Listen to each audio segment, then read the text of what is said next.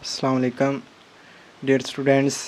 आज हम chapter number 2 start करने जा रहे हैं। चैप्टर नंबर 2 हमारे पास डिफरेंशिएशन है या जिसे हम डेरिवेशन भी बोलते हैं। चैप्टर 2 का आज हम इंट्रोडक्शन करेंगे कि चैप्टर 2 के अंदर डेरिवेशन है और डेरिवेशन क्या होता है। डेरिवेशन की डेफिनेशन समझने से पहले हमें एक चीज़ का पता होना चाहिए और वो क्या है, रेट ऑफ चेंज। हमें पता होना चाहिए कि रेट ऑफ चेंज क्या होता है। अब रेट ऑफ चेंज की डेफिनेशन है हमारे पास, change in one quantity with respect to the other quantity, कि एक क्वांटिटी में दूसरी क्वांटिटी के लिहाज से जो तब्दीली आती है उसको हम बोलते हैं रेट ऑफ चेंज। एक वैल्यू के अंदर दूसरे वेरिएबल के लिहाज से जो चेंज आएगा, जो तब्दीली आएगी, वो कहलाती है रेट ऑफ चेंज। एक क्वांटिटी में दूसरी क्वांटिटी के लिहाज से चेंज को बोला जाता है रेट ऑफ चेंज। कि एक चीज़ अगर दूसरी चीज़ के लिहाज से तब्दील हो रही है, जैसे कि फ़ासला, गाड़ी एक चल रही है तो उसका फ़ासला टाइम के लिहाज से तब्दील हो रहा है, उसको हम क्या बोलेंगे, रेट ऑफ चेंज। दो तरह का हमारे पास रेट ऑफ चेंज होता है, एक एवरेज रेट ऑफ चेंज और दूसरा इंस्टेंटेनियस रेट ऑफ चेंज। सबसे पहले हम देखते हैं कि एवरेज रेट ऑफ चेंज क्या होता है। एवरेज नाम से ही हमें पता चल रहा है कि एवरेज क्या होगा।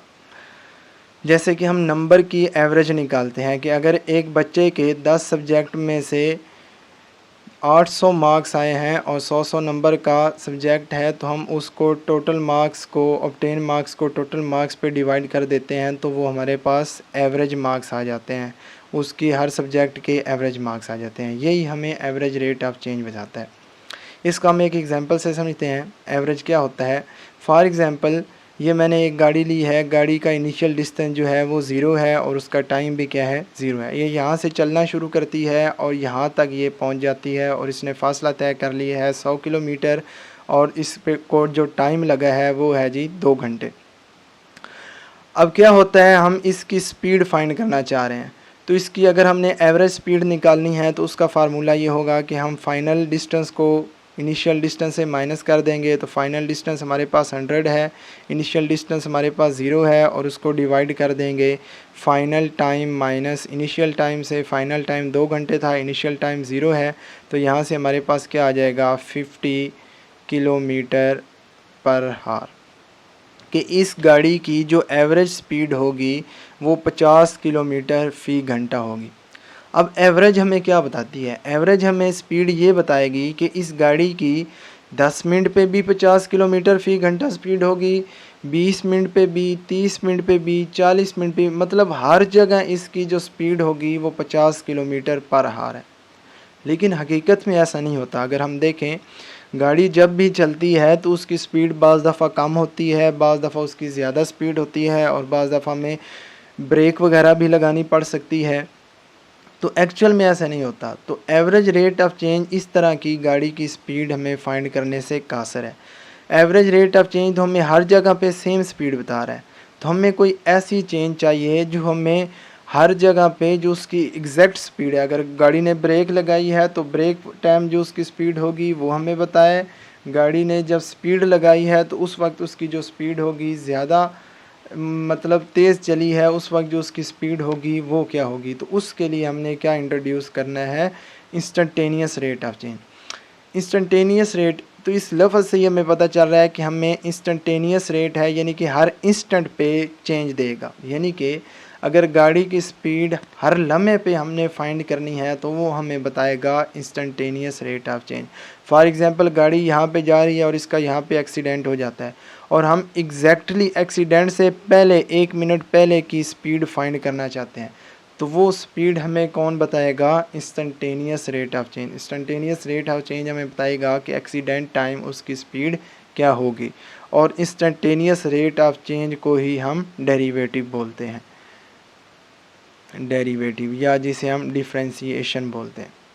कि डेरिवेटिव हमारे पास क्या होता है कि एक क्वांटिटी में दूसरी क्वांटिटी के लिहाज से जो एक लम्हे के अंदर चेंज आ जाता है वो कहलाता है डेरिवेटिव। जैसे कि अगर हम स्पीड लिखते हैं, वेलोसिटी क्या होता है, ds/dt। तो अब हम इस डेरिवेटिव की मदद से टाइम 10 मिनट पे 10:10:30 पे 10:31 पे किसी भी लम्हे के अंदर वेलोसिटी अगर निकालें तो डेरिवेटिव हमें एग्जैक्ट उस टाइम की वेलोसिटी बता देगा। तो डेरिवेटिव एक्चुअल में क्या होता है, instantaneous rate of change.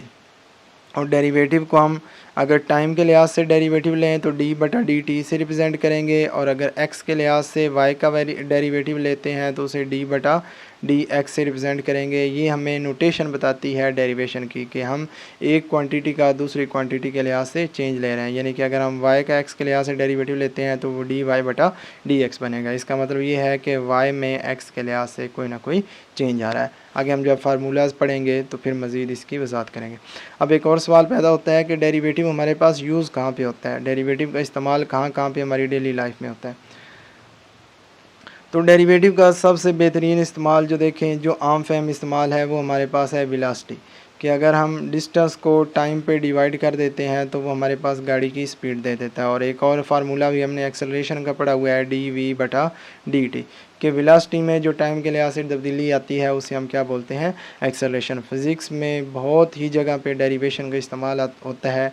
Derivation ने कैलकुलस के अंदर इनकलाब बर्पा कर दिया था जब डेरिवेशन को इंट्रोड्यूस किया गया था।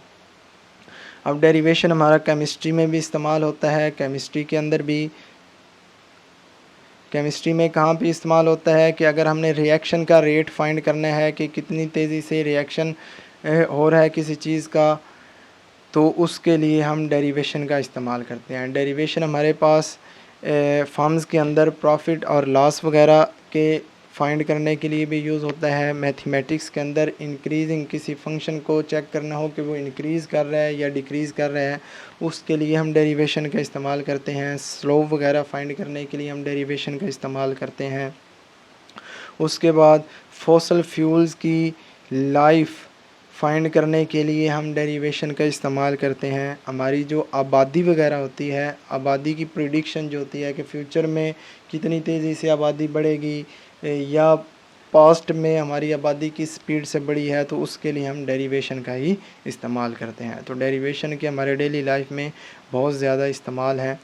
तो उम्मीद है आप लोगों को डेरिवेशन की समझ आ गई होगी। हम इस चैप्टर के अंदर सिर्फ पूरा चैप्टर 2 के अंदर डेरिवेशन को पढ़ेंगे, इसकी एग्जांपल्स करेंगे और इसे समझेंगे, चंद फार्मूलाज पढ़ेंगे। नेक्स्ट हम इंशाल्लाह एक्सरसाइज 2.1 शुरू करेंगे। तब तक अल्लाह हाफिज़।